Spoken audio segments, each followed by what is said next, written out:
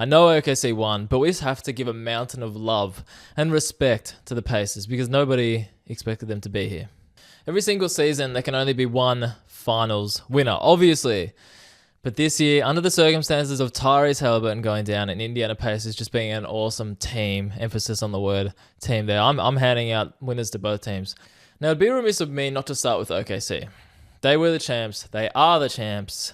But I'll tell you what, I've got to be honest with you. I was kind of more motivated to talk about Indiana and just to take my hat off to them because they were awesome. The Tyrese Haliburton news just killed it. It killed the buzz of the game for me at least, and I'm sure for a lot of other people. Like, nobody wanted to see that. But I will start with OKC because that's only right. They're the champions, and they're one of the most likable champions. Let me start on that front. I think they might just be the most likable champions that I can remember in quite some time. Normally with these things, you have a team that you know who you're going for. And I tell you what, even this morning when I woke up and it was Game 7 in Australia time at 10 o'clock it was, I was thinking to myself, who do I actually want to win? And to me, it was kind of like a win-win because the Indiana story is awesome. It just is. Nobody expected them to be even here, let alone to be NBA champions. Now, that would just be a crazy headline to have. But then you look at the OKC team, and even though they were the favorites coming into it, I just think they're super likable. For me, I'll pause there because for me, there's nothing to dislike about this team.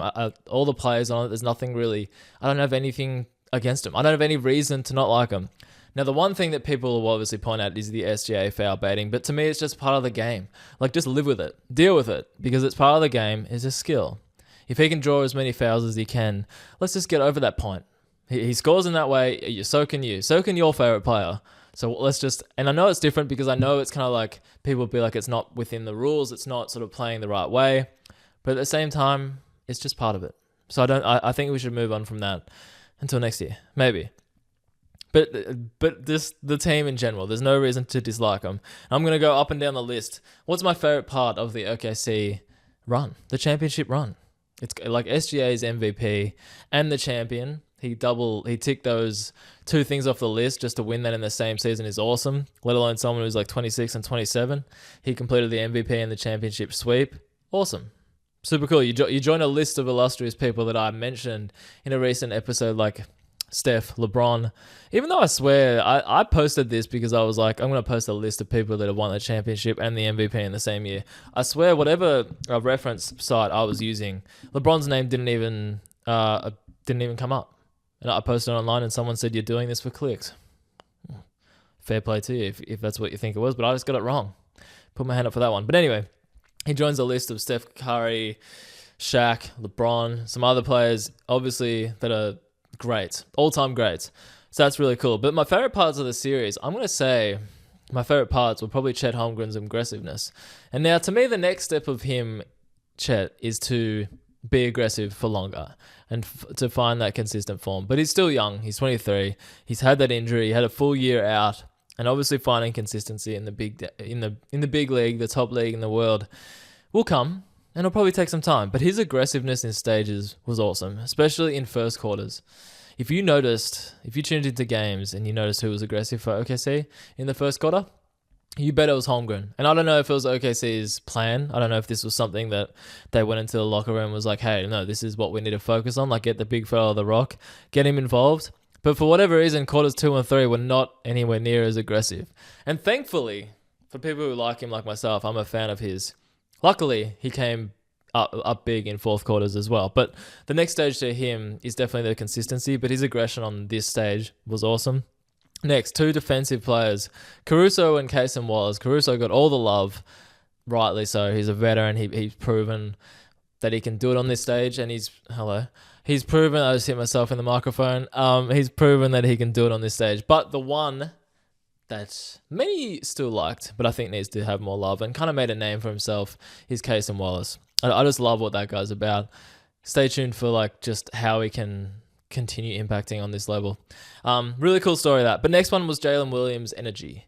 Now, people were sort of up and down on J-Dub, as they call him, on broadcast and whatnot. Up and down on, I guess, his star status. We talked about Tyrese Haliburton's star status, but they were like, is Jalen Williams enough of a compliment next to Shai Gilgeous-Alexander as the second tier star to make them go all the way. And guess what? He is, because they did it. But his purple patches in stages were awesome. That 40-point game in game 7, probably game 5, awesome. There was a few times he dropped off and, struggled with his shooting, but then he kind of backed it up with his aggression towards the rim. So I really like that. That's OKC. How about Indiana? Indiana was there's just something about this team. Like I keep saying, literally nobody expected them to be here. So you just have to give them hats off to the entire team. Like, they don't have a flat out killer superstar that you're going to rely on that can be in like MVP contention, that type of star. But they do have so many sort of borderline styles of just role players that know what they're doing. They know how to win. And how many times do you hear people talk about how important that element of it is? Let's go down a list of some of my favorite storylines from them. Andrew Nembhard. Someone was like, if they wanted to, I don't think it was like if they wanted to start a team. It was just like if they wanted to grab a player off another team and bring him to their team or a fresh team to give him a bigger role, they'd choose Andrew Nembhard. Like, they just love what they saw from him. And I can't blame it. He's a two-way player. The defense was almost the headline act for him. Actually, it was. Even though he had games of like 17 points, near 20s. Great. But the defense was great. And he was one of my favorites to watch as well. Fans fell in love with TJ McConnell. Just a funny, amusing story. And I say funny in all ounce of respect that I can. But it's just, he's just that dog that gets after you. He's more intense than you. He's more hungry than you. And because of his disadvantages, he just has to work harder, and he knows that. That's almost like the best story out of the Pacers, besides from Haliburton, of course. The revival of Benedict Mathurin, just quietly. Well, some games you're like, hey, you know exactly what a player has in terms of stats, but that man finished with 24 points and 13 rebounds in Game 7. Just looking at that in a few years, we're going to be like, how are people not talking about Ben Mathurin more? And, I mean, people will, because he definitely revived himself from having, like, it wasn't quite DNP levels, and I know that's kind of like the story that I had in my mind, but it wasn't quite DNP levels. It was kind of just like 8 minutes a game, 7 minutes a game, up until being almost like a number one option in points. And I don't take back saying that. I said it a few episodes ago, and I just reckon it's 100% true. They needed him to be the man in moments, and he was. So his revival was great. Pascal Siakam, people know what type of player he is based off his Toronto days and based off what he is now. Obviously won a championship with Toronto, but seeing his impact on this stage and with a different team was awesome. Lastly, Tyrese Haliburton. We have to talk about him. I don't have to. I just want to. Because, look, when you make it in the NBA, and not just the NBA, when you make it as an athlete at sport at any levels, what's one of the things that people will always tell you about? And that's the highs and lows of sport. Now just look at Tyrese Haliburton's series from a bird's eye view. That's a great podcast by Sue Bird, by the way. Just go watch that. Quick plug. But no, just look at his series from a bird's eye view. He came in being the head of the snake, and people being like, "Oh, how good can this Indiana Pacers team be?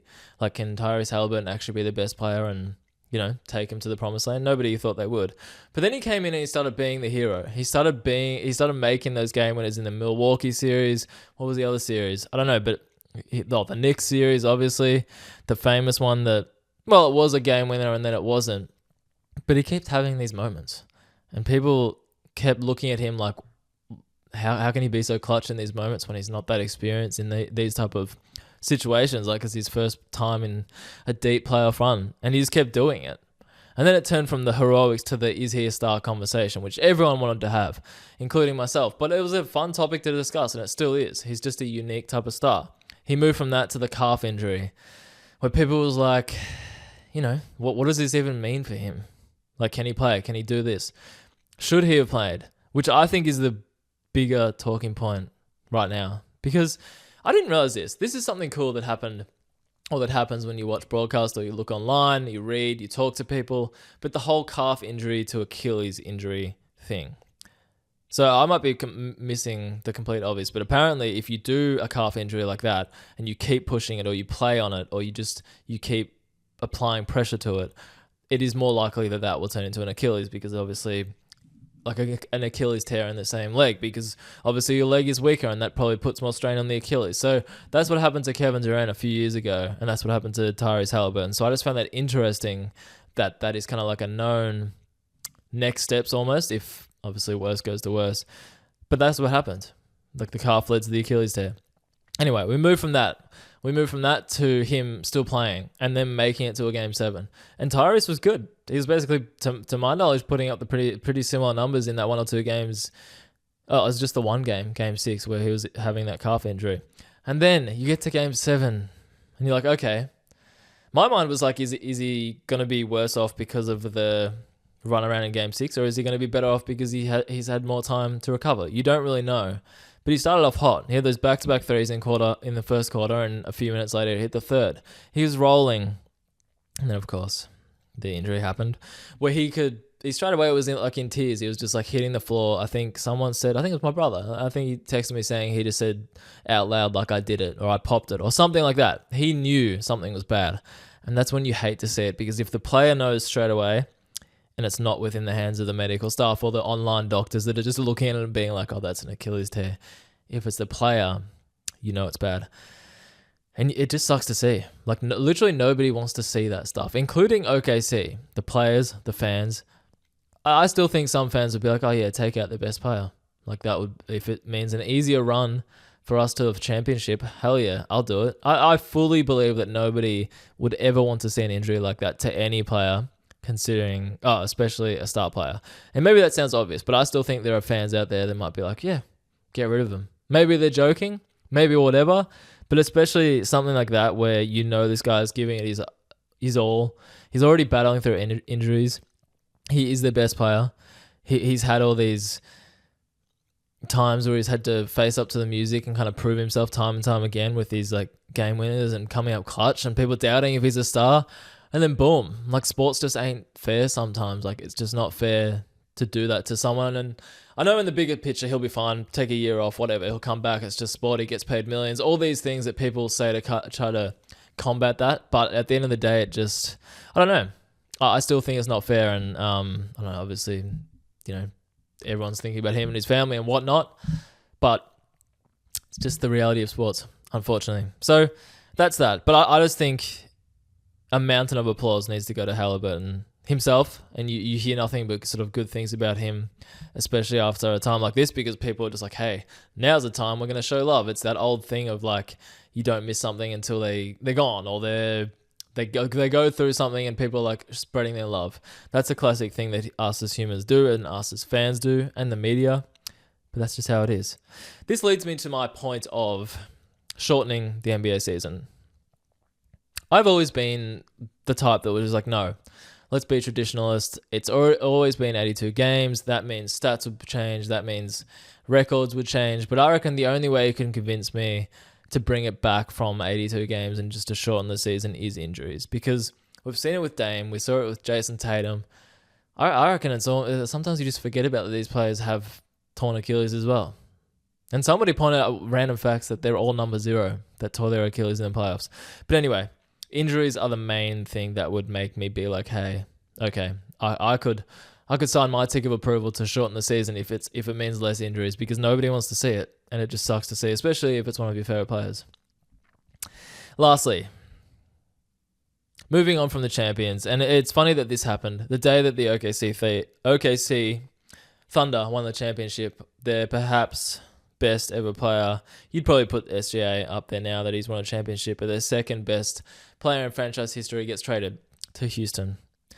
Kevin Durant to the Rockets. I woke up to this news. America had it maybe prime time for them. I don't even know. It's an interesting one. I'll just quickly read out the main details of the trade. Houston Rockets got KD. Phoenix Suns got Jalen Green, Dylan Brooks, the 10th overall pick for this year's draft in a couple of days for them to draft, and 5 second rounders.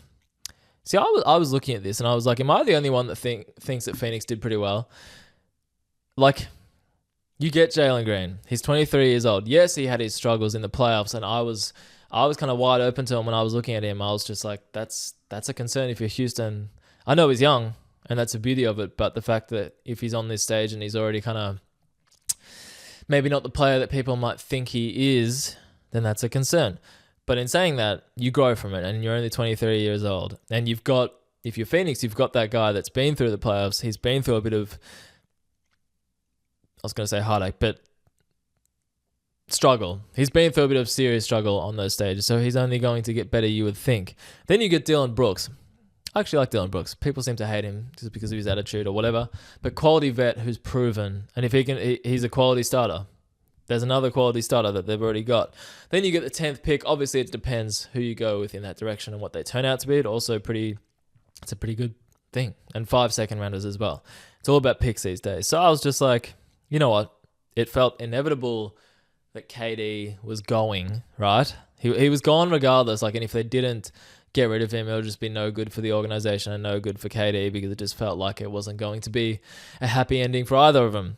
So if Durant was gone, and you don't have a ton of options to get in terms of who you get for him, getting Jalen Green, who's 23 years old, and you could call him a star, another quality starter, as I said, in Dylan Brooks, and the 10th pick, and those picks moving forward. Didn't you actually do pretty well? Didn't you actually do all right? I'd say you did all right, especially for a 37-year-old Kevin Durant. One of the all-time greats, but I cannot help but to play the age game with him, and I think he will age, you know, almost similarly to LeBron James, but you can't expect any superstar or any player to age like LeBron has. He's 40. He's doing what... His numbers are stupid. I know KD's game isn't built off like elite athleticism and he has to get to the rim like a Russell Westbrook. Russell Westbrook is going to age worse off than KD, who's... I bet his height, he's a jump shot. He's all that stuff. We know what type of player he is. He's not going to crash and bash too often, and that's going to help him when he's older. But he's also 37 years old, or almost 37 years old.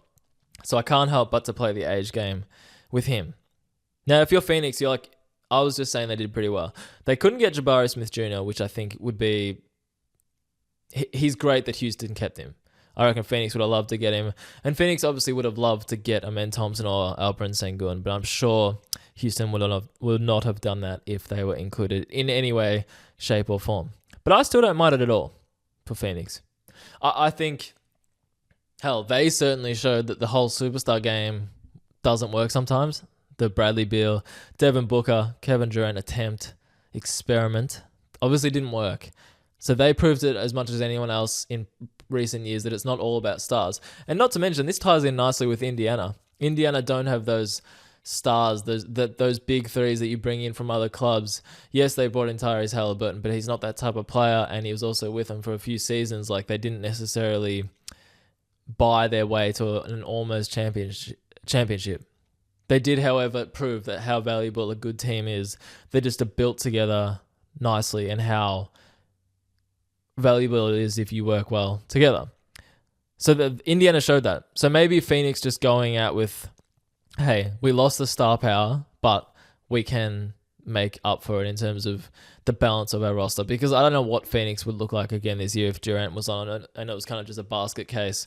People are talking about whether Bradley Beal will be there. He's got a no trade clause, but I don't know. You can still trade him, apparently, someone said, or maybe just buy him out or release his contract. I don't know. NBA does some weird things, because even though they're contracted or even though they're no trade clause, there's always a way to get rid of these players, it seems. And people, the other weird thing about this was people are like, hey, even though Phoenix just got Jalen Green, they're going to trade him. Don't know. I have no idea what Phoenix will look like, but I don't mind the spot they're in. Compared to what they were in, I actually quite like it for them. So if you're a fan, maybe things are looking up.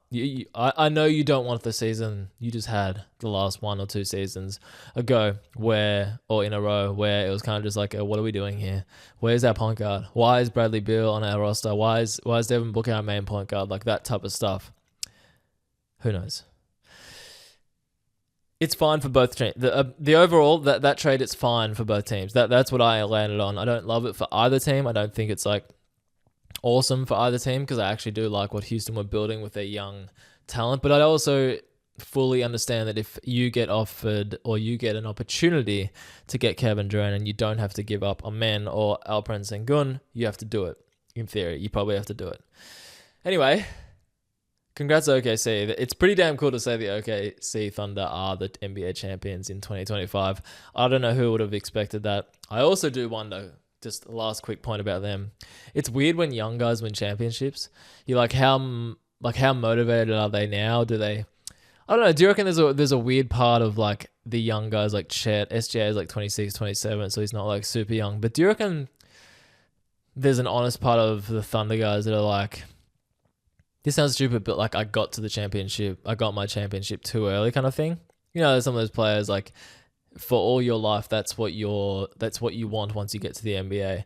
But if you get it like after 2 or 3 years in or 4 years in, maybe you feel a bit of like, wow, this is sooner than I expected. I don't know. Maybe I'm completely off. Maybe that's what they had in mind, and maybe the second one is like more motivating to get. Maybe building that resume is more motivating to them. But I always wonder that. I even wondered that last year with Jason Tatum, another youngish guy. Anyway, you get that monkey off your back, but maybe you're just hungrier to get that other monkey, if that makes sense. Anyway, the next few days, one of my favorite days on the basketball calendar, NBA draft time. It's always fun. You can make or break your team. You can set yourself up like Indiana did. You can set yourself up like OKC did. I love that about it. I literally love that you can make or break your franchise, as rude and as harsh as that sounds, because that's the beauty of draft day. You just don't know what these players are going to turn into, but you also have to make a decision about where your franchise will probably be in like 10 years or so. Good luck.